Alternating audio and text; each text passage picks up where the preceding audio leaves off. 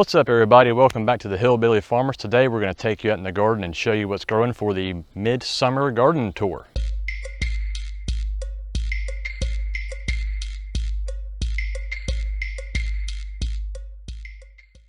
Alright, as you can see, we have not much in this bed right here in this particular area. This is what we call block 1.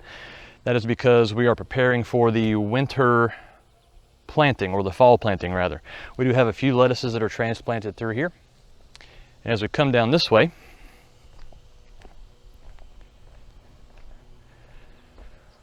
we also have some more lettuces through here. These, besides the ones you can see that are in this bed right here, these were just transplanted. I'm going to talk about this situation here just a little bit more in a second. But the other crops that we have here are more lettuce, and we might be able to get a little bit more off of these and before they have to be cropped out of the garden as well. All those right there. So as you'll see right here, we have some erosion. Well, yesterday we had a rainstorm come through here that was dumping about 4 inches per hour of rain actually. And this is very uncommon. This happens every now and then, not very often, but we do get erosion with the wood chip methods sometimes. But it's very uncommon. It's got to be a major rainfall event. So as you can see, that's all we have planted down through here. These will be cropped out here pretty soon, and that will help out with our fall planting. Well, let's go ahead and head over to the other tunnel. Here we are in the other tunnel, and as you can see, we have some French breakfast radish planted here. It needs a little bit more time to grow, but they're not too far away from being harvested, which is quite nice. Down through here we have some more lettuces. These have not even been cut off of once at this point in time. To my right, to the left, these have, we might be able to get a little bit more off of some of those, but not very much. They are going up to seed. Also, if you all want to see how things have progressed in the garden, we do have more garden tours that happened earlier, so be sure and go check those out. I think it's the late winter garden tour and the mid-spring garden tour. Down through here we have some more transplants that are going on. Right through here, and some more crops here. We may not be able to get much off of this bed, possibly, maybe so, maybe not. But right here, those are about done for, need to be cropped out here before too long. So things have been doing pretty good over here. We do have some, kale right over there that was planted. I believe that's Russian Kale, red boar kale right over here. That was transplanted yesterday. So that's about all to see in this garden. Let's go ahead and head down to the second garden.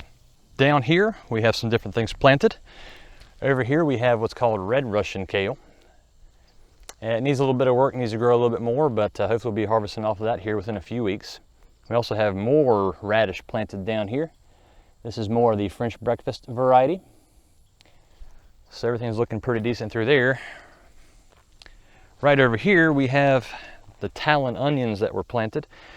For some reason, this particular bed did not germinate very well. There's very few onions in this one, but the way we direct seed into these wood chips, that does happen from time to time. There's really no great way to avoid it. Curtis Stone would say that using this method doesn't really work, and I wouldn't disagree with him. But the great thing about using this is the ground cover of the wood chips is so great. It really helps us out a whole lot, even though we do have some spotty germination here and there. It does happen. It's taken a long time to get better at it, but we still got some more learning to do. Right over here we have some more radish that are planted here. If I'm not mistaken, this is probably also French breakfast radish through here.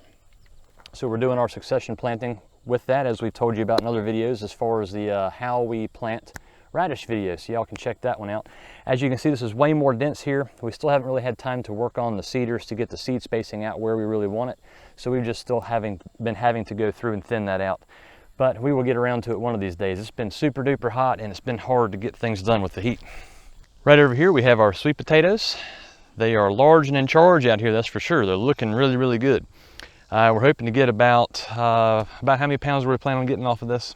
Hopefully around 500. Around 500 pounds of sweet potatoes off of this particular area right here, we're hoping. Quite a few slips were planted here. If you want to learn how to plant sweet potatoes, I got to give this channel a shout out. It's Deep South Homestead. They are very good at sweet potatoes. Very knowledgeable. They have a lot of information. We've learned quite a bit from them as well, so make sure you check out their YouTube channel on how to actually grow these sweet potatoes. Right over here we have quite a few rows of carrots planted in here. A little bit hard to see, but they are starting to come up.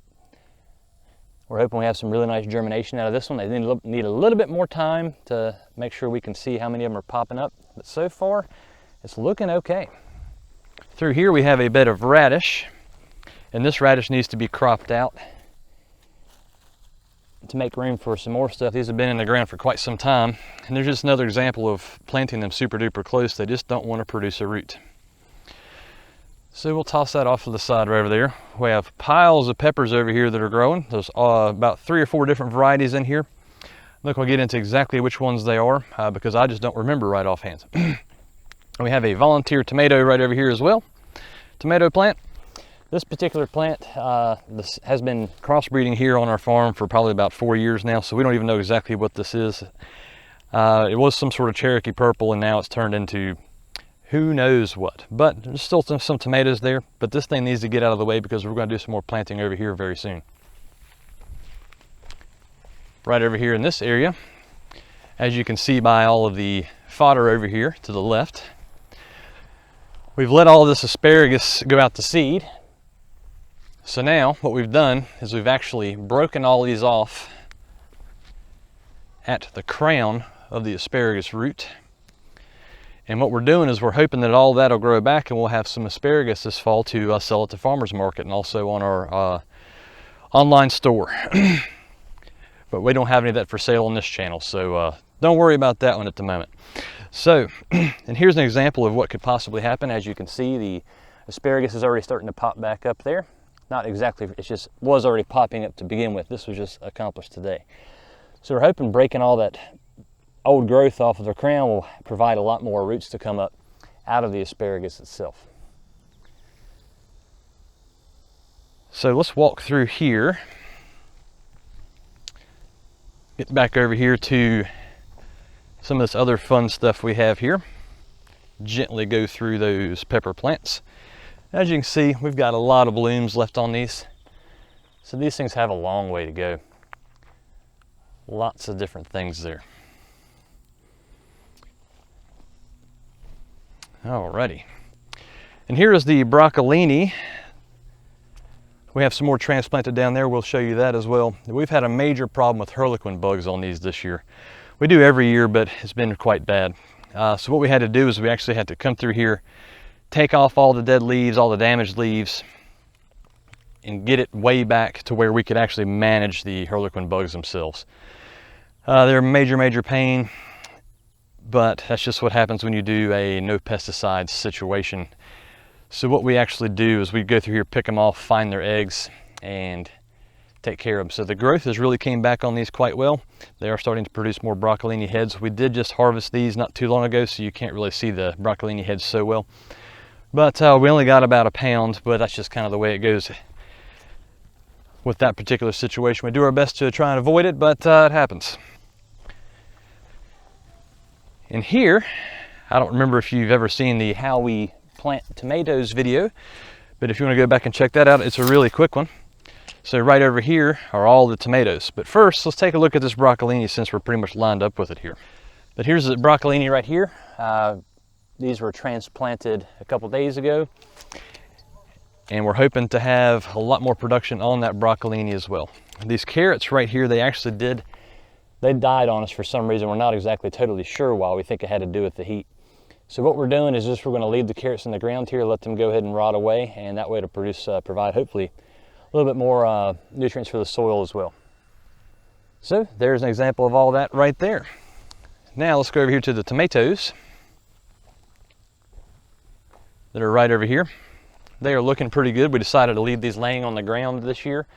For us personally, it makes everything last until the first frost on the tomatoes. When we stake them up, we're not the greatest tomato growers, as you can tell, but whenever we stake them up, they usually die by about the beginning of September, somewhere in that range. So when we leave them on the ground, they actually provide roots as they run along the ground, and also we can have tomatoes until the first frost, which is really handy.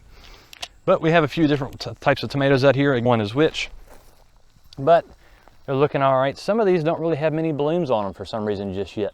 Like that one there doesn't really have a whole lot as far as just that particular runner. But yeah, we do have some tomatoes out here, and hopefully we'll have a whole lot more soon. All right, as we come around here, we have some more broccolini here in this flat. I assume this needs to be planted right about where we're standing. So that will need to be taken care of here before too awful long. All right, and up through here we have more salad that's been planted. Right through here we did have more of the Talon onions, as you can tell by the fodder here. So we will be replanting something here. We're not totally sure what just yet. As I stated earlier, we're going to be working on the fall planting here very, very soon. We're already getting started on it, actually. More and more of that through there, more and more salad. Again, need a weed, but that's part of the fun here. And here are the bush beans. Well, we're getting a little bit concerned that we may not have bush beans here. We're starting to think these are pole beans that were placed into a bush bean package. I'll let y'all be the judge on it. If y'all have any idea what you think, you can go ahead and put that in the comments. They kind of look like they're trying to run to me, but maybe that's just a stage of their life that they're in.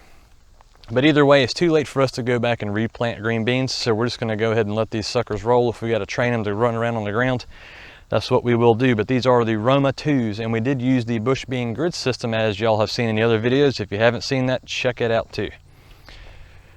All right, as we walk up through here, there's nothing planted here. We'll get something in the ground here eventually. We did end up adding this shade cloth right here to this tunnel, which was not in previous videos. We just kind of did what we could with it. It is actually made for a in-ground swimming pool. This is actually made to actually be able to help you get the leaves out of the pool during the spring when you're opening the pool. However, the pool has been gone for many, many years, and we decided to go ahead and repurpose it, and it has been helping out somewhat. So just trying to save a little bit of cost because we had it laying around. Not really a pretty install, but hey, it's working well enough. It's better than absolutely nothing for all the heat.